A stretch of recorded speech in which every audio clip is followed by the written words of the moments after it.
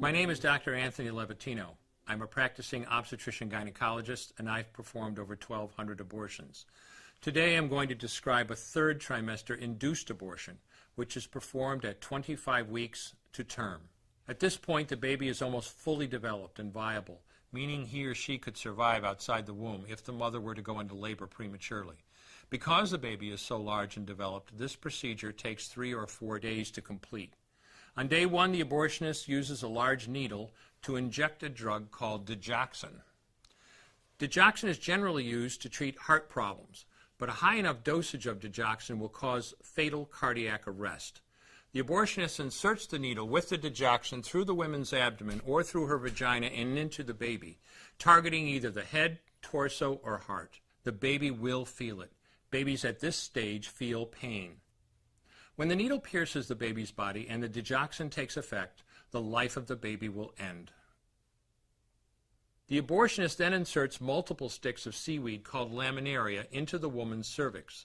They will slowly open up the cervix for delivery of a stillborn baby.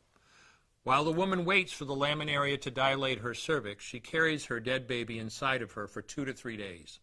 On day 2, the abortionist replaces the laminaria and may perform a second ultrasound to ensure the baby is dead. If the child is still alive, he administers another lethal dose of digoxin. The woman then goes back to where she is staying while her cervix continues to dilate. If she goes into labor and is unable to make it to the clinic in time, she will give birth at home or in a hotel. In this case, she may be advised to deliver her baby into a bathroom toilet. The abortionist then comes to remove the baby and clean up. If she can make it to the clinic, she will do so during her severest contractions and deliver her dead son or daughter. If the baby does not come out whole, then the procedure becomes a D&E, a dilation and evacuation, and the abortionist uses clamps and forceps to dismember the baby, piece by piece. Once the placenta and all the body parts have been removed, the abortion is complete.